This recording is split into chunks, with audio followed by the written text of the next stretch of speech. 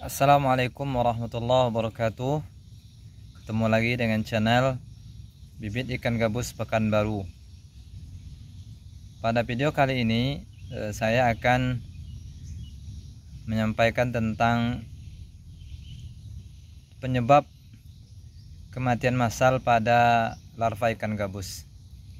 Teman-teman dimanapun berada, bagi yang ingin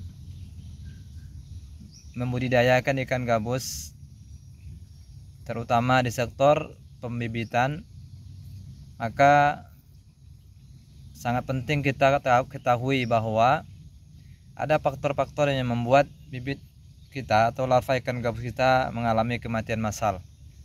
Agar kita tidak gagal ya ketika menjalankan usaha budidaya ikan gabus, maka perlu kita ketahui di antara penyebab-penyebab kematian pada larva ikan gabus kita secara massal.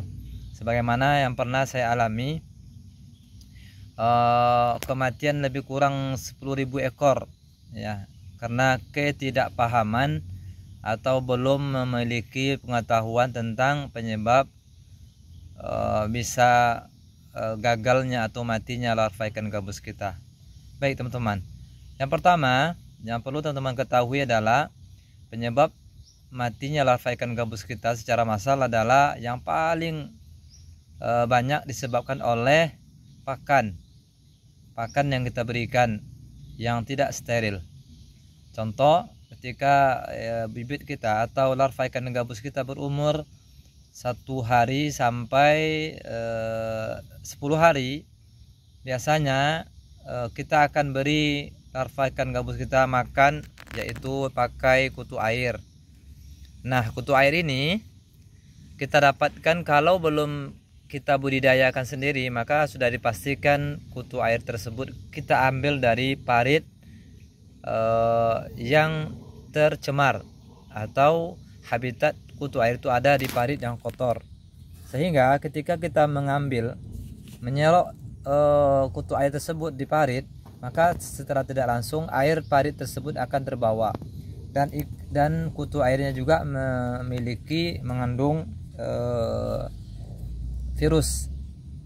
Maka ketika kutu air tersebut kita ambil, kemudian tidak kita bilas, tidak kita bersihkan, tidak kita pakai obat, langsung kita masukkan ke dalam kolam, maka otomatis ikan yang memakan, larva yang memakan kutu air tersebut akan terserang penyakit, sehingga akan menyebabkan kematian massal. Itu yang pernah saya alami ya, beberapa bulan yang lalu. Itu hampir semua larva ikan gabus saya mati karena kutu air yang saya berikan ternyata mengandung virus yang membuat larva ikan gabus kita tidak kuat.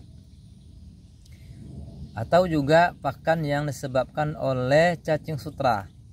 Ketika ikan kita sudah berumur di atas 10 hari atau di atas 15 hari, kita akan beri cacing sutra, atau pengalaman saya cacing sutra. Cacing sutra juga lebih kurang sama dengan kutu air. Nah, cacing sutra kita dapatkan juga kalau belum budidaya, maka kita dapatkan atau kita beli kepada orang yang mencari cacing sutra itu. Mereka dapatkan dari parit-parit yang kotor atau bekas-bekas limbah rumah tangga, bahkan limbah rumah sakit dan sebagainya. Maka ketika cacing sutra tersebut tidak kita sterilkan ya, memakai antivirus, atau tidak kita cuci sampai betul-betul bersih, maka sudah dipastikan cacing sutra tersebut mengandung virus atau membawa virus penyakit yang bisa membahayakan larva ikan gabus kita.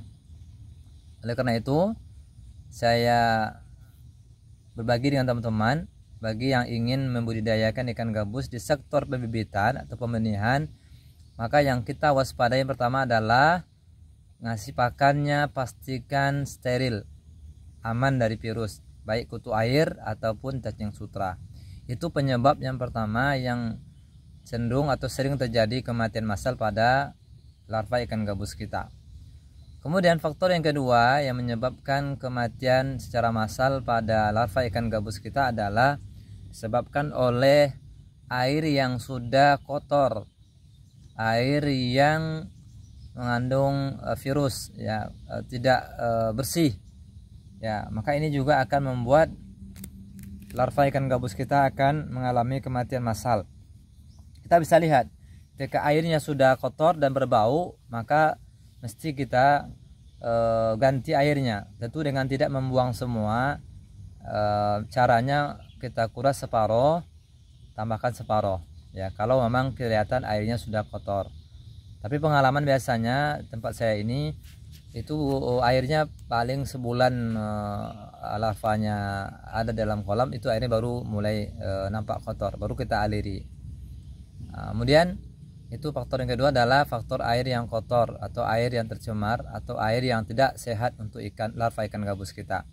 Kemudian faktor yang ketiga adalah faktor di mana larva ikan gabus kita ini terkena air hujan langsung, terutama air hujan yang turun dari atap, cucuran atap, ya, maka ini juga akan bisa membuat kematian massal pada larva ikan gabus kita.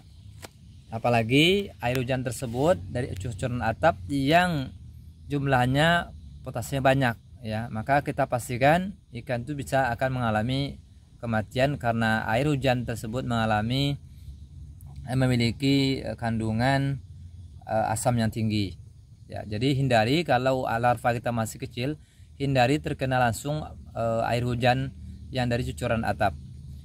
Dan juga pastikan pembuangan air kita, pastikan ketika air hujan masuk tidak lebih dari 20% kemudian terbuang. Itu faktor yang ketiga. Dan faktor yang keempat yang membuat larva ikan gabus kita mati massal adalah ketika kita lalai dalam memberikan asupan makan.